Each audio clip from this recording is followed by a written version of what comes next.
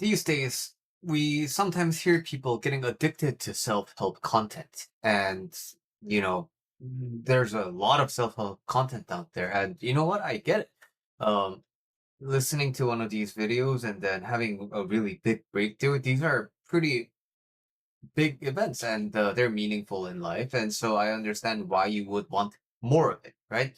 And the pattern of thinking that I'm interested in discussing today is you watch a lot of these videos because you're interested in the reason why you think a certain way. Why do I think like this? Why do I do this? And the more we understand why we do certain things, why we think in a certain way, why we feel a certain way, the more it helps us understand the reason why we behave in a certain way, right? Okay, so because the clarity that we get when we understand the reason is so great, we keep on wanting more of it. Now, this is where you might experience a bit of a pitfall because, yes, understanding the reason and figuring out it feels great, but it doesn't necessarily mean that you are going to apply that reason to actually make meaningful changes in your life. So, for example, suppose I want to, start a new habit, but I find myself keeping on procrastinating. And why do I do that? And I find out the reason. Oh, it's because I don't have a new habit of it. Okay, so now you know the reason. Then what? Yeah, the reason's there, but just because you know the reason, it doesn't really mean that something changes, right? But this is a little bit confusing because sometimes knowing the reason is enough.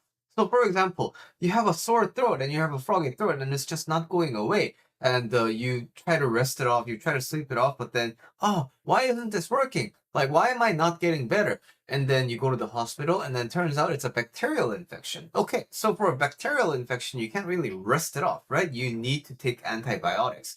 So in this case, you might have an allergen. So, oh, I need to, now that I know that I have an allergen, I can do something different. So sometimes the reasons are simple enough to make a meaningful change, and then your life can change in an instant.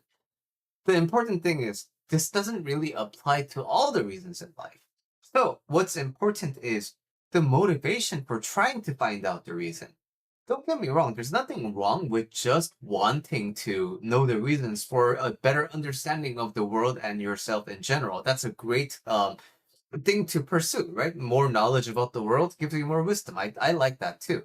But if we want to make meaningful changes in our life in the ways that we want it, we need to be thinking about the reason a little bit less, and we need to be thinking about executing more. And executing is the hard part, right? But I could talk on and on about this topic. Yes, execution is hard. Why is it hard? And you may want to find the reason for why the execution is so hard. And you may want to find all these life hacks that makes the execution easier.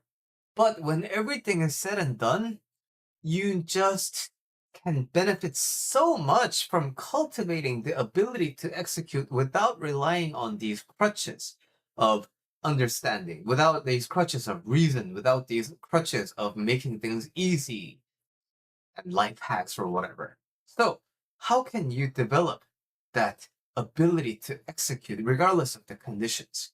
I have a guide for you in the descriptions.